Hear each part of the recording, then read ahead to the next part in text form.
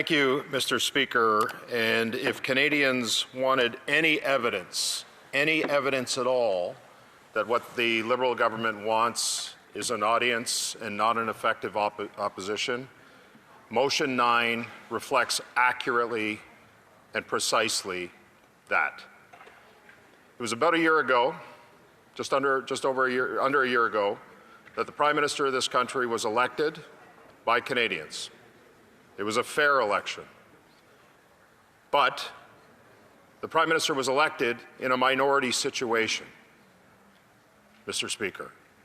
He received less votes than what he needed as a majority. And Canadians sent that message, as they did in previous elections, because they weren't happy with the Liberal government and what they were doing to this country and electing them in a minority situation, because we had an untested, unproven Prime Minister who had never engaged in politics again before.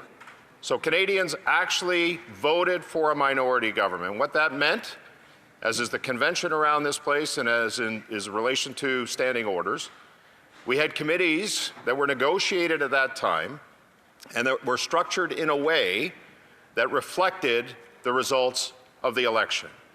It meant that for Conservatives and members of the Bloc, we had the majority of members on those committees.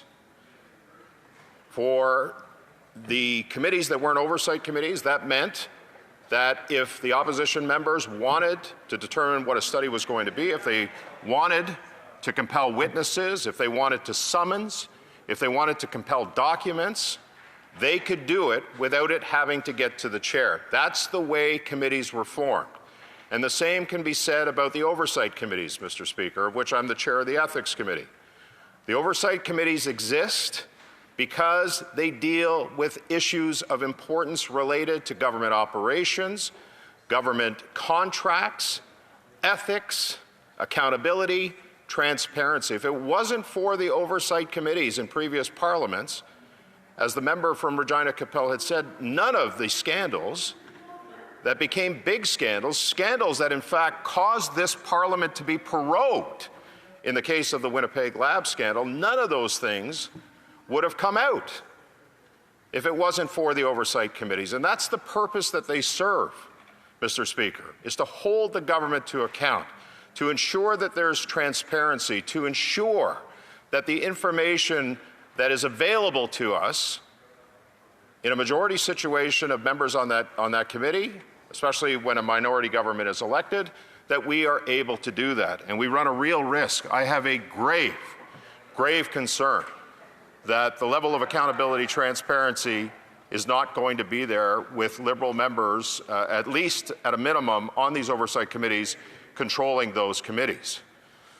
And Mr. Speaker, when those committees were constituted, there was good faith negotiations to make sure that they were going to happen. The proportionality of what's happened now in this transactional nature of a majority government, where we've seen floor crossers in fact give the government a majority, that means that there's just over 50% of the seats right now, which again should be reflective on those committees. But what the Liberals are proposing with motion number 9 is to in fact give themselves 58% of representation on those committees, ensuring that nothing that the opposition wants to do at those committees will actually happen.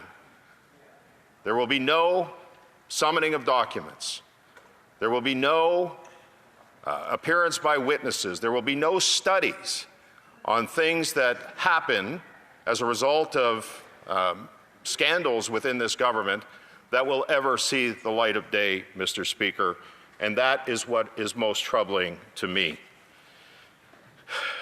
The other thing that's been troubling, and I've seen a pattern of this over the 10+ years that I've been here, and I think it speaks to the importance of what's needed in this country. If we don't have any accountability, and we don't have the type of transparency that Parliament is going to be able to provide at this point, Mr. Speaker, especially given the work that committees are charged with, it seems like we've turned into a country that we are the only country in the world in liberalized democracies around the world where the opposition party is held to a greater account than the government by the media. And that needs to stop right now, Mr. Speaker, because the power that is given to this Parliament, the power that is given to MPs, the supreme power that it's given, is being taken away by this government through motion number 9. And it's a sad indictment on where we are with respect to oversight and accountability and transparency when there are YouTubers who are finding out more about what's happening within the Liberal government and the scandals and the connections of well-connected insiders, lobbyists, family members. When YouTubers are researching this stuff and finding this stuff out, that's a sad indictment on where we are with respect to media accountability in this country and holding the opposition to greater account than they do to the government party. And so with all that's happening with motion 9, I want to send a message because it's going to become increasingly important for the media if this passes without amendment on the oversight committees. Do your goddamn jobs. Order, order. The member knows that's not parliamentary. I'll just ask him to withdraw and we'll carry on. I'll withdraw that, Mr. Speaker. Do your jobs. Hold the government to account for everything that's going on with respect to spending, contracts, all that stuff. Because Canadians are going to need to rely on media to do this.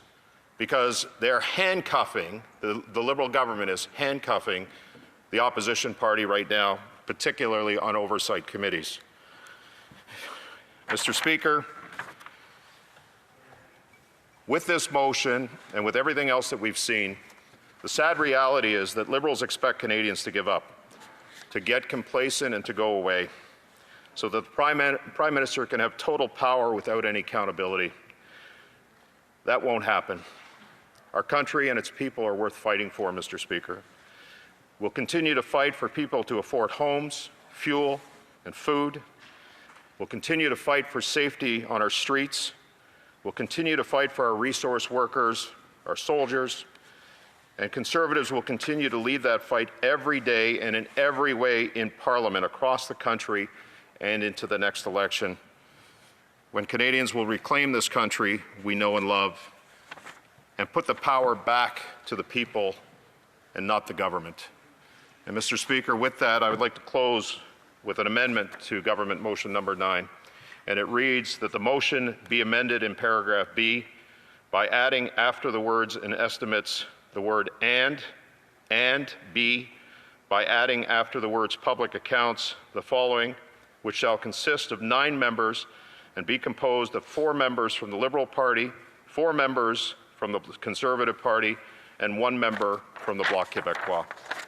And I present that to you now, Mr. Speaker, as an amendment. Thank you. Comments. Question et commentaire. The honourable member for Burlington. Mr. Speaker, I've been here for over 10 years and I've seen a lot of theatrics in this place, but the drama coming from that last speech was even a bit much for, I think, that honourable member and the Conservatives. Speaking as if, we are taking away members' rights and their opportunities to be representatives, I think, is over the top. In fact, every member in this House has an important role to play. What the government is doing is acting on the fact that we now have a majority. And so I'll put it to him, because I didn't actually get an answer from his House leader when I said, if the Conservatives should ever, we'll see if that ever happens, find themselves in a situation where they have a majority government, will he commit right now to ensuring that the Conservatives do not hold a majority on committee? Thank you, Mr. Speaker. Member for Barrie South, Innisfil. Well, I'm sorry that the honourable member thinks that the passion that I'm showing for accountability, transparency, and ensuring that the government acts in an ethical manner is just theatrics, because nothing could be further from the truth. Mr. Speaker, I am very passionate about this as chair of the Ethics Committee. I'm keenly aware of, we just dropped a report today on the Conflict of Interest Act.